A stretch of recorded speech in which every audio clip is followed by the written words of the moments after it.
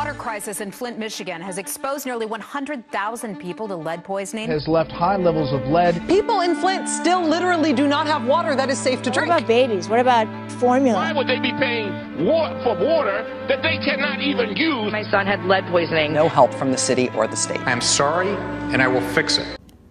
Flint, Michigan has been known for years as the heart and soul of the American automobile production industry since the 1800s. Since the automobile industry has slowly but surely removed itself out of the city of Flint, it has become one of the top crime and murder capitals of the world. With this new tragedy, it has become the top reason why many shy away from this city. Flint, Michigan has been dealing with this water issue for about 2 years. However, it is not until recent that the water system was publicly been known to be contaminated with lead levels that are considered hazardous waste and are deadly to the human body system. The governor of Michigan, Rick Snyder, is to have known about the damage of the water system for some time now, but has falsified documents in order to save the city from spending the necessary amount of money to Detroit, Michigan, in order to filter the water that was coming from Lake Huron. So I don't think that there is a water utility in the United States right now that is not very well aware of the situation, the devastating situation in Flint, Michigan right now. As a utility that is in communication with other utilities in Georgia, we talk about it often. We talk about what we see in the news, and then we look into our systems and make sure that we are doing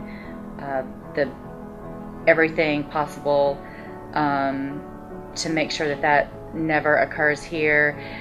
It's, from what I understand in Flint, Michigan, and the problem, or one of the problems that happened there, and just the treatment process, every surface water source, every water utility that has their drinking water source from the surface water deals with the same issue every day. So it's a common issue that we have, and basically my understanding is this, that every water body in the United States is different. Its chemical nature, its alkalinity is different, and the chemicals that you use in the treatment process actually have to be created for that particular source. The state officials were notified that something was wrong about a year ago, but no one was aware as to how bad the chemical damage was until pediatricians who were seeing patients were finding substantial amounts of lead in children's bloodstreams, causing sickness, rashes, rapid hair loss, and discoloration in the skin. Daily uses of water such as bathing, drinking, and cooking food have been left to the financial dependence of having enough bottled water. This state of emergency has also left their homes with a net worth of zero.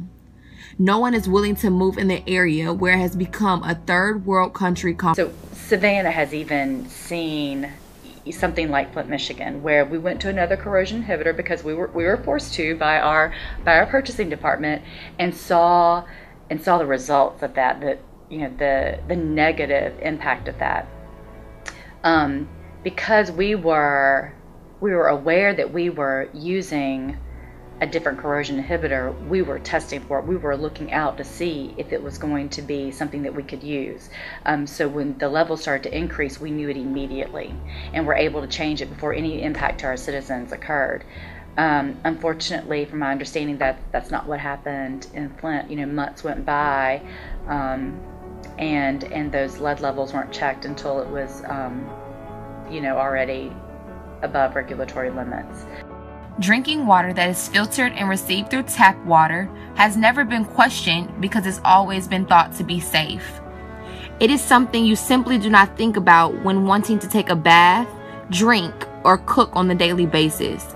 But the recent case of Flint, Michigan has other cities thinking otherwise.